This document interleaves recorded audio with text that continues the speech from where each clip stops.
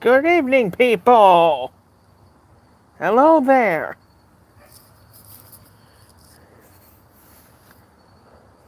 Welcome to the new live stream for 2019.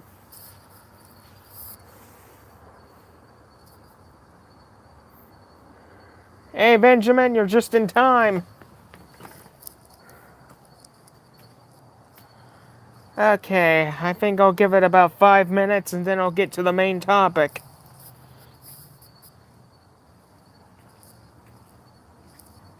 Ah, okay, Benjamin, no problem.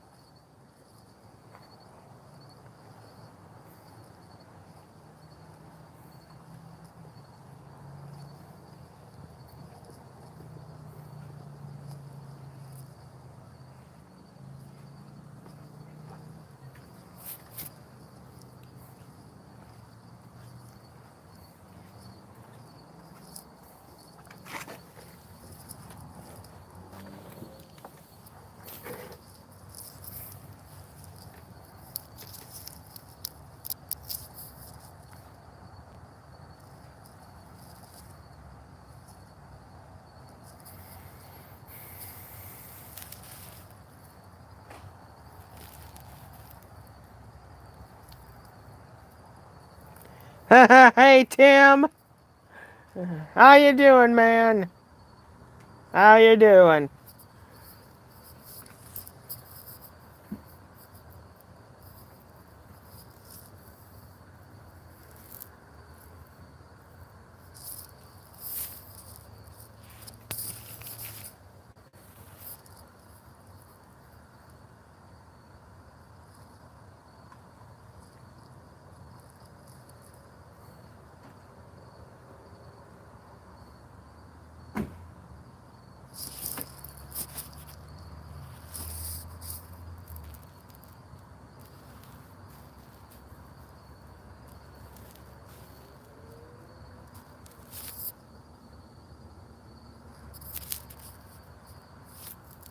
Okay, about 3 minutes and I'll get to the main topic.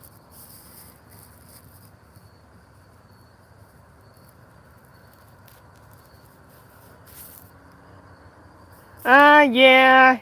Yeah, Tim, my hair is red. Right now, I'm just spending a bit of time outside right now.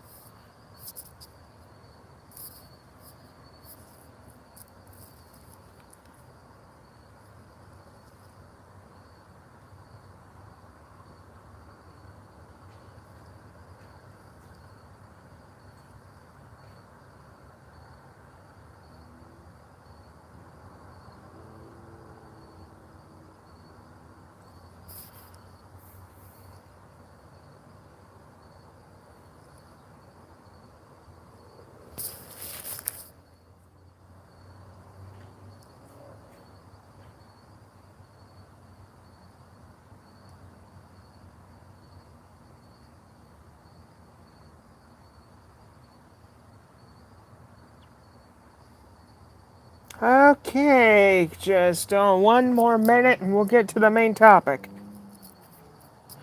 Tonight's topic's a good one.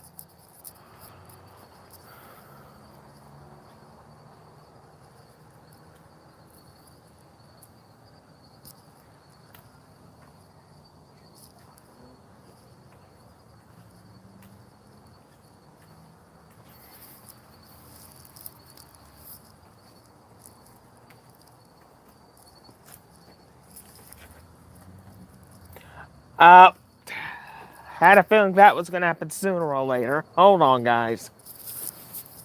There. It's on now.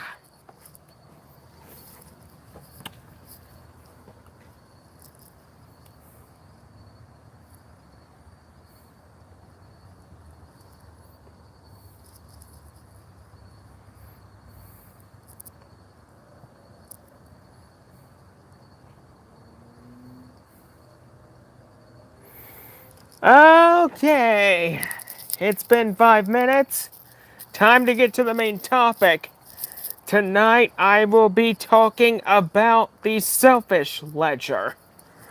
Basically, let me explain.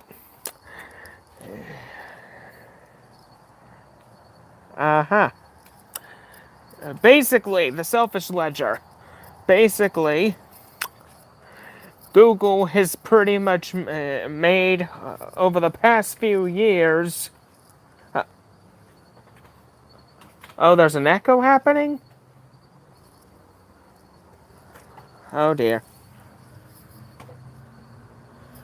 Hold on, let me try to fix that. First time an echo's ever happened on this thing.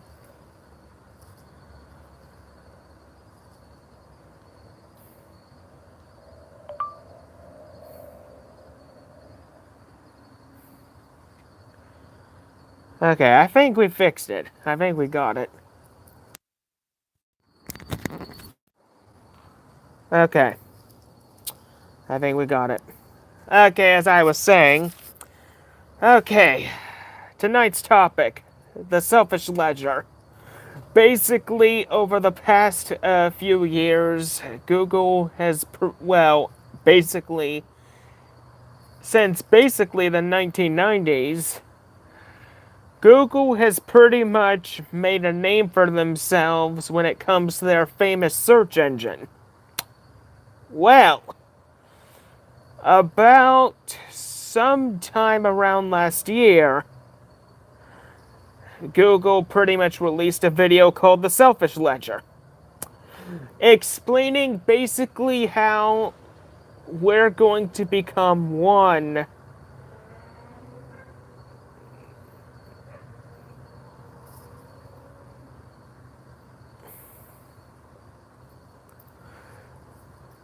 Basically, the Selfish Ledger pretty much states that pretty much eventually we're going to get, and there's several chapters to the Selfish Ledger, by the way.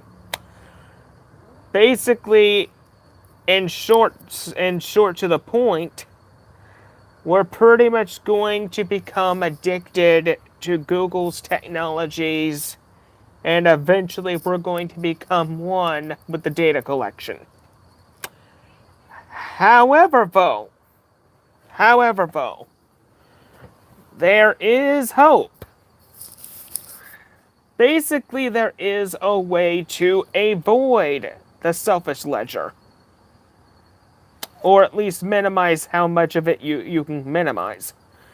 Basically, it boils down to this. Basically, what I'm pretty much doing is I'm pretty much trying to centralize all my Google services into one single web browser. Just normal Chrome. That's it.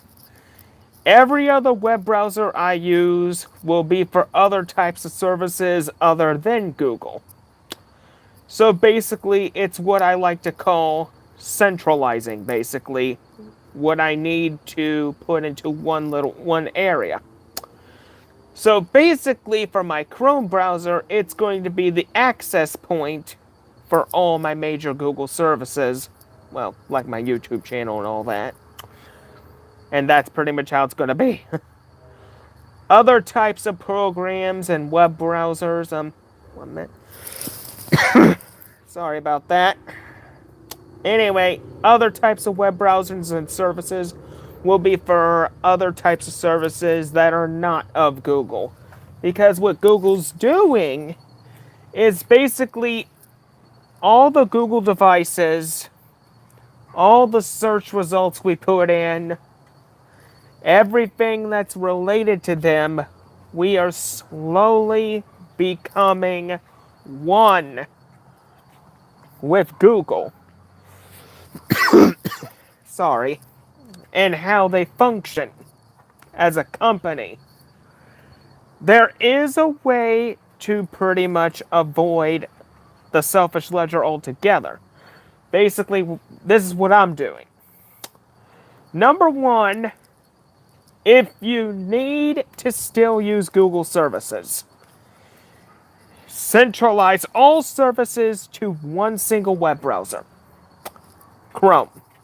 That's what I would pick. Number 2, use...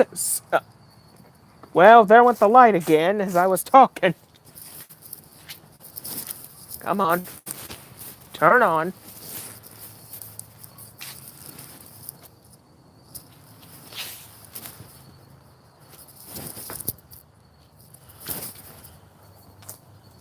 There it is. Okay. As I was saying, the next tip, instead of using just plain old Google search, use Start Page. Start Page will give you Google results, but here's the difference. Start Page will show you the results that you want to see, that you typed in. Whenever you type in something on just good old Google, it pretty much shows you what it thinks you want to see. That's not going to fly. So my advice would be to use Start Page. And pretty much the last tip that I have to minimize Google, basically the most important one,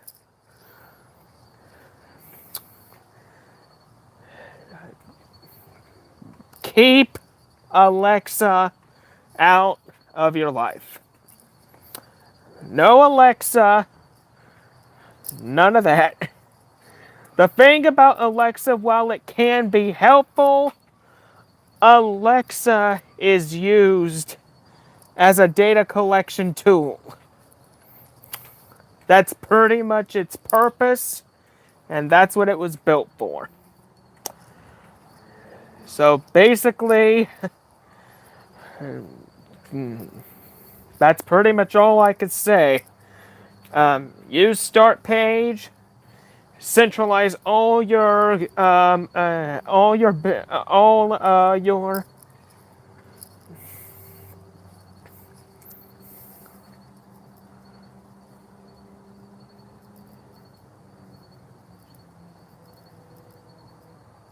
I see, Benjamin. But anyway, basically, use Start Page. Centralize all your Google business with Chrome. Use other web browsers to help you control your privacy and security. And try very hard not to buy any Google products. Because 9 times out of 10, when you buy a Google product, it has some sort of algorithm or data collection program in it.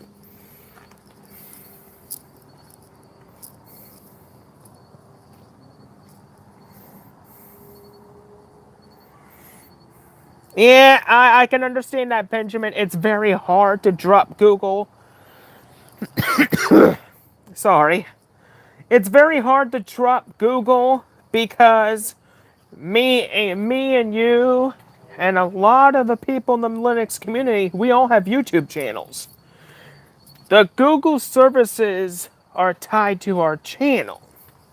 If we get rid of Google, our channels go bye-bye. So basically, the final tip that I have for de-Googlifying yourself just a little more, use Google only for the purpose of keeping your channel active. That's basically it.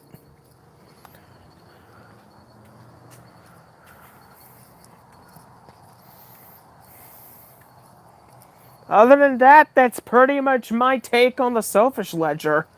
I mean, it's an algorithm that Google designed, and slowly a lot of people are getting tied into this algorithm.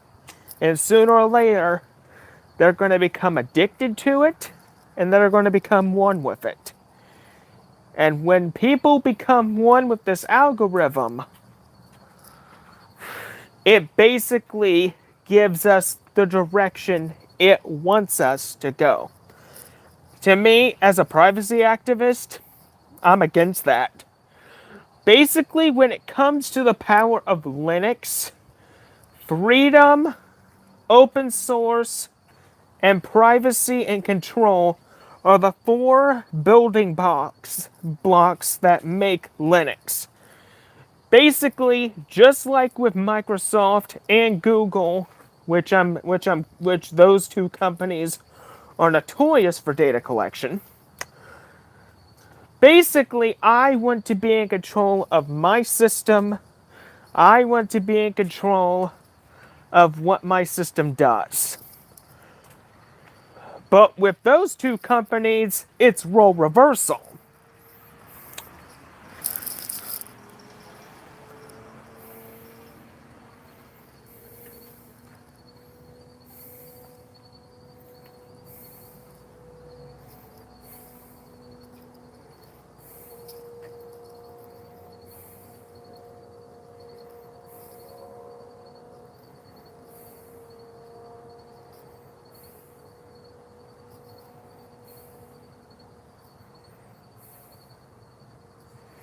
Yeah, that's true. Yeah, basically, before I, hold on just a minute.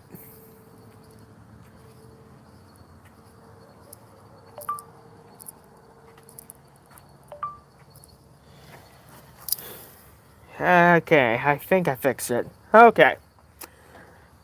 Basically, Benjamin, before I became Yu-Gi-Oh! Master 88, my original name was MLB11XNC22. It was pretty much a name that I made up myself like 10 years ago. When I started my YouTube channel. I had the name up until around. Excuse me. I had the name up until around.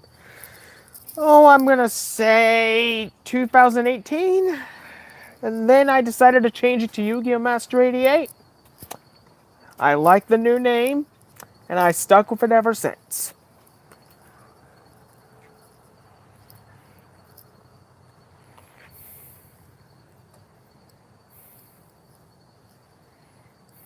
Oh, light went out again.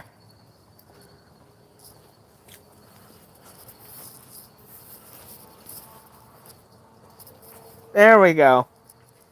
Okay, we're good now. All right.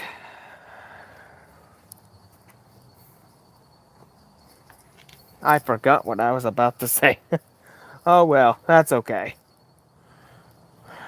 My intercross deepen should be done about now. I think I'll check on it after the live stream's over. I'll be ending it soon anyway. Okay, so basically, that is pretty much my take on the that is pretty much my take on the selfish ledger. I want to know you guys' thoughts in the comments section. What are your thoughts on the selfish ledger and what Google's trying to do to brainwash us and make us become one with the data collection?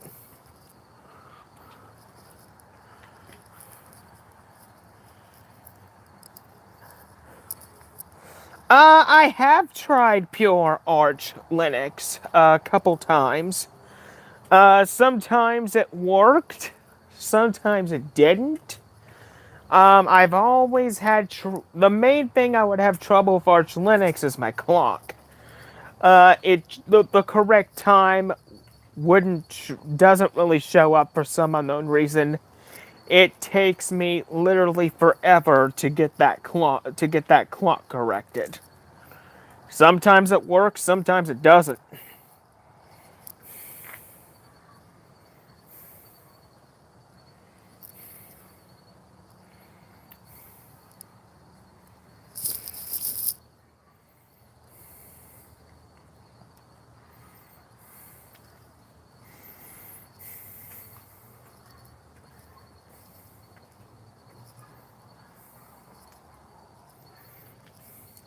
And basically, whatever desktop environment I have, the clock is pretty much messed up. It's the main clock in the environment itself. I really don't know how to fix that. I've tried hardware clock, um, hyphen, systohc. I've tried ln space hyphen sf space /users/share/zone info. Put in my state. Put in my country, my state. Try that. The clock just doesn't seem to want to work for me.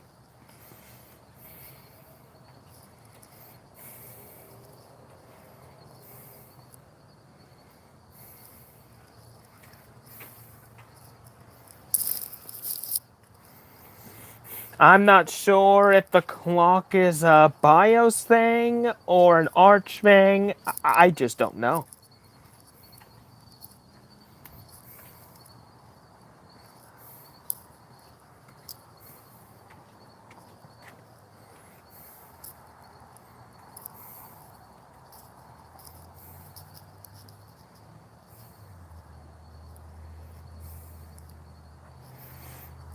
Okay, Benjamin, what terminal command could fix the clock? What would be the best way to go about that?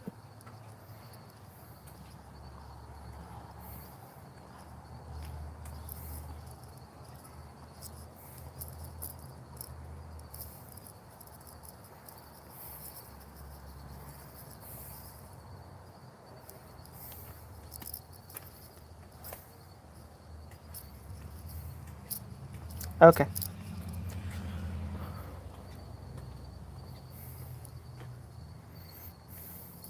One of the things that I'm liking for my phone is I have F-Droid on it.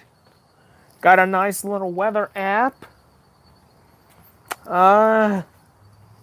It's pretty much all that. Other than that, that's pretty much the most useful app from F-Droid I've ever gotten on my phone. Everything else is just Google.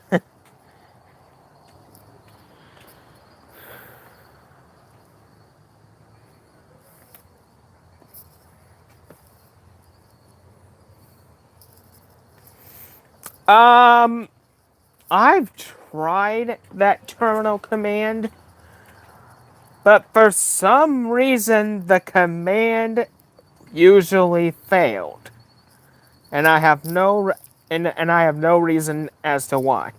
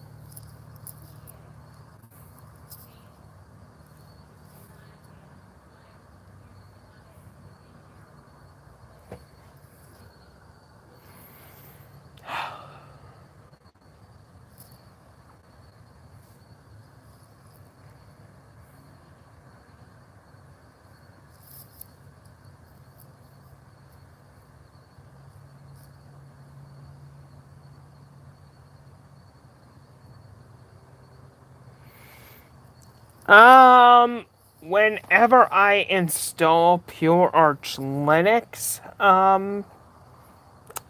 the main environment that I usually go for, Benjamin, is OpenBox.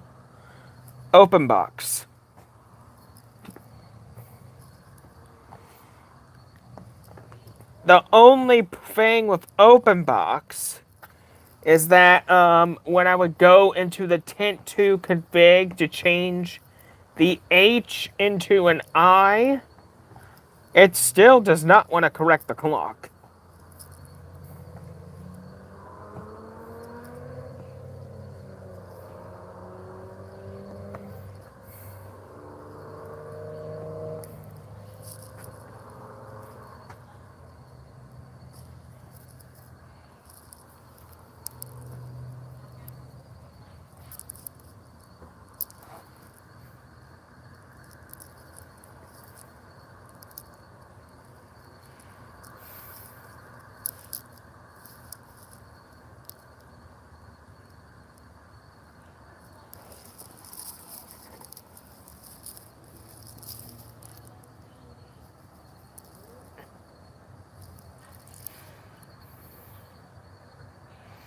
Okay, I think about 5 minutes and we'll wrap this up. I appreciate everybody coming out for the live stream. Thank you. If you want to see more videos just like this, smash that like button and support my channel. Thank you. So in about a few minutes, we'll wrap this up.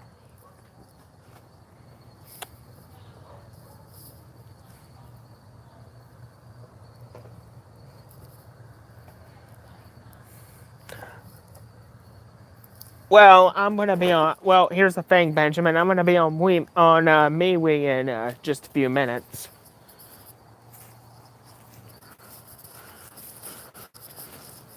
There we go.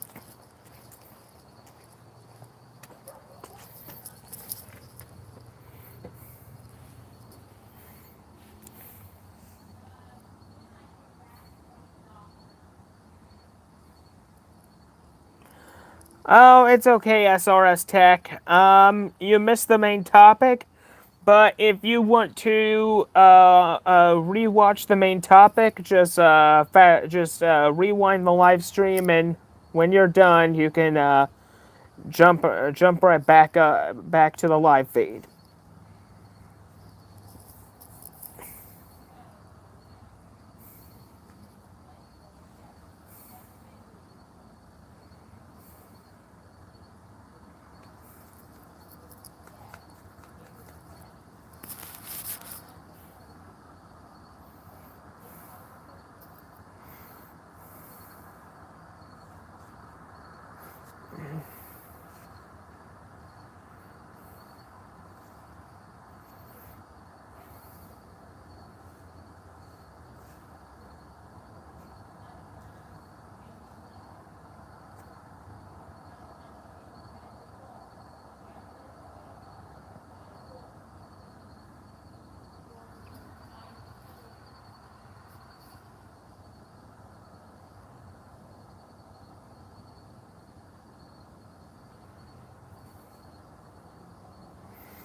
Oh, one other question for everybody in the chat here. What are your thoughts about the Librem 5, the world's first true Linux phone?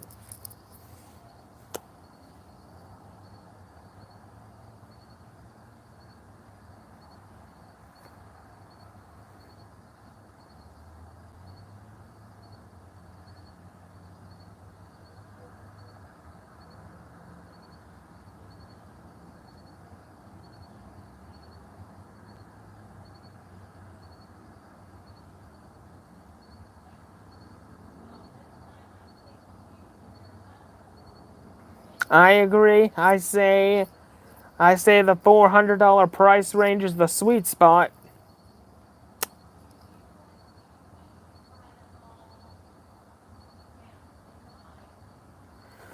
Well, here's the thing, Benjamin. If you get the phone, you got free environments to choose from. Ubuntu Touch, GNOME, or KDE. Right now, SRS Tech, the phone's original release price is around $600. Hey, Brian, my man, what's up? I'm just about to end the live stream, but I might stick on at least a few more minutes for you.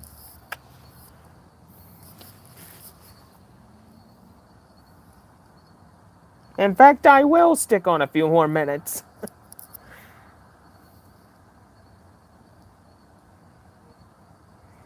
I'm not sure about that, Benjamin. You'll have to look that information up. I'm pretty sure you could.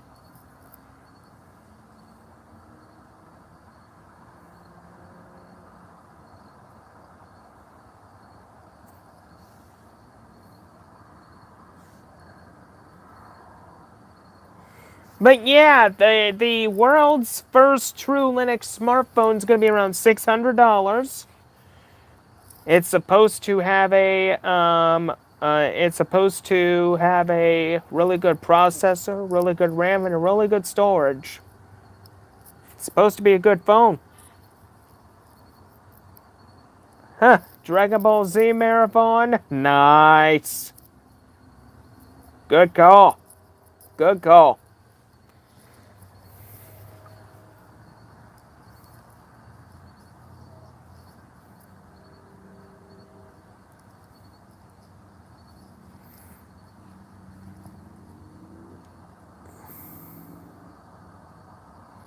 Yeah, that's the one thing I don't like about Apple. They pretty well, just as I was about to say something, the light goes out again. There we go. As I was saying, the thing about Apple, and I know most people will agree with me here, the thing that most people hate about Apple and the reason why they go to Android is Apple makes their crap too expensive. Every single device that they have released has been severely overpriced. And that's why people go to Android.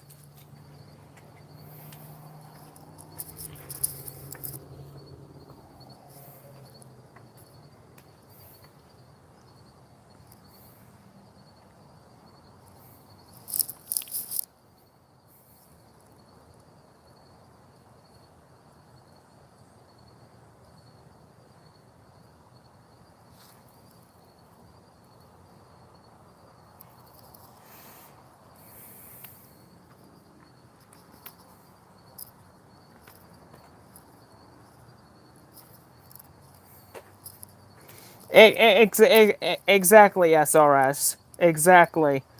I mean, it's good on paper,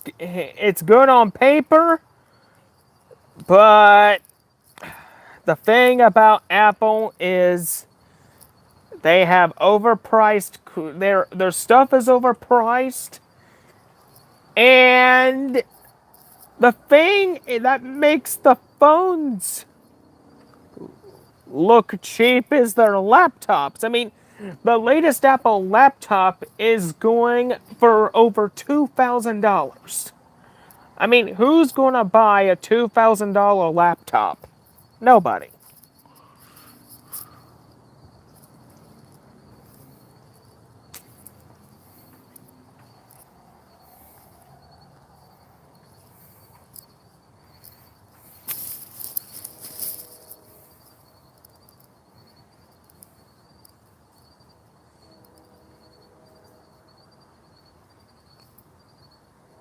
Oh, nice, Brian. Very cool. Very cool indeed.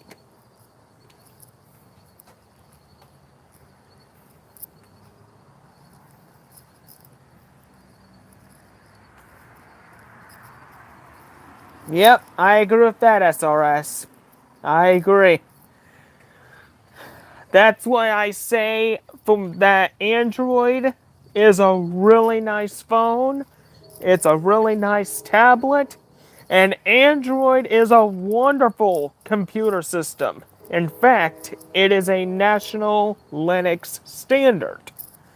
You can find Android on just about anything. And where can you find Apple? Oh, let me count the waves here. Laptops, iPhones, iPods, Apple TVs. That's just about it.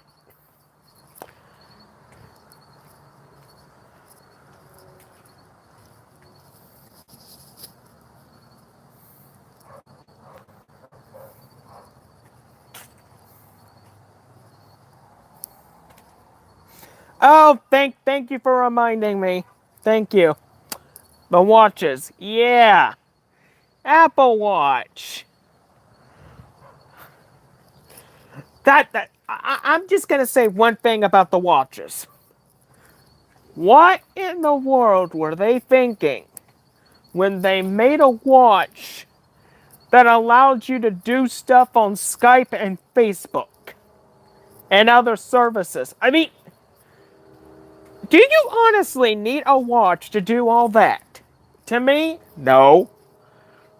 If you want to do all that, you can do that on either your phone or your computer.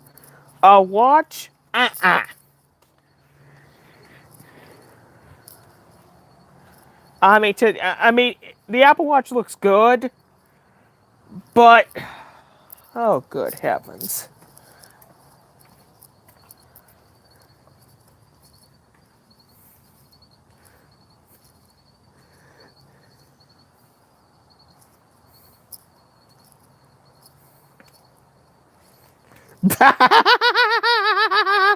Very nice, Benjamin. Oh my God! Oh my Lord, that's good, Benjamin.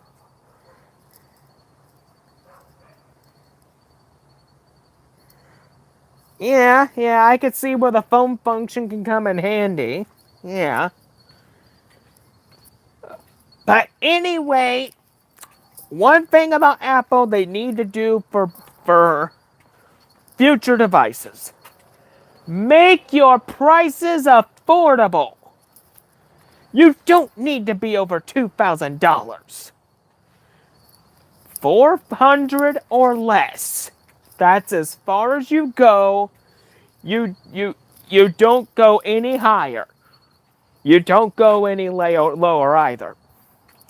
400, that's it.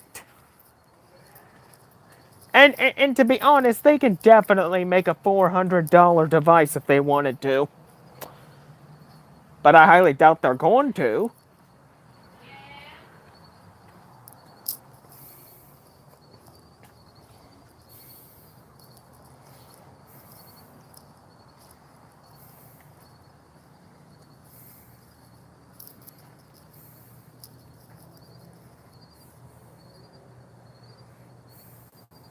Yeah, that's true. That's true.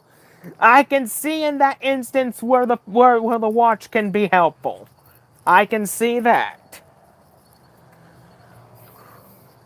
Another way to deal with that problem is just use a Bluetooth headset. It could do pretty much the same thing. Just press a button and boom, you're in the call.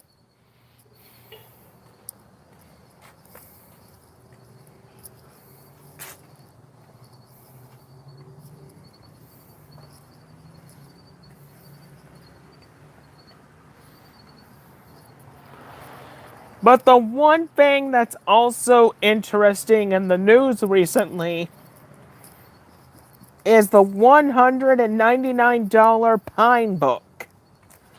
Really nice Linux laptop. Very affordable. I might get one of those at some point if I can afford it. $199 for a laptop? Sign me up.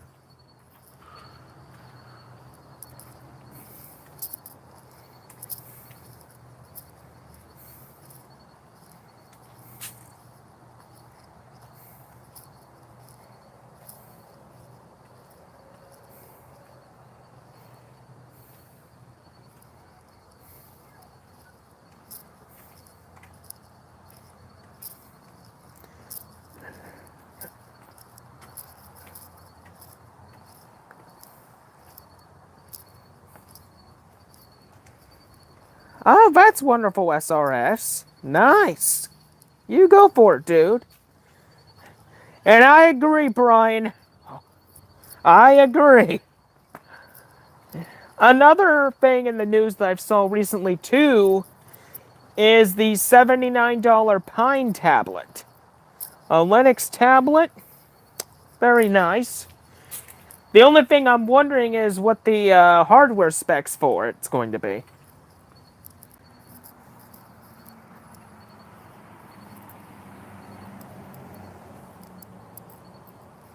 Yeah, yeah, my time zone is the New York time zone, Benjamin.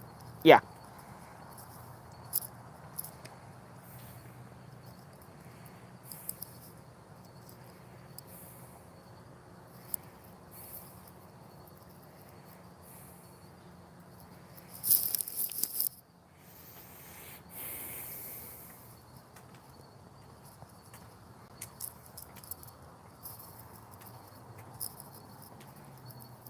Yep.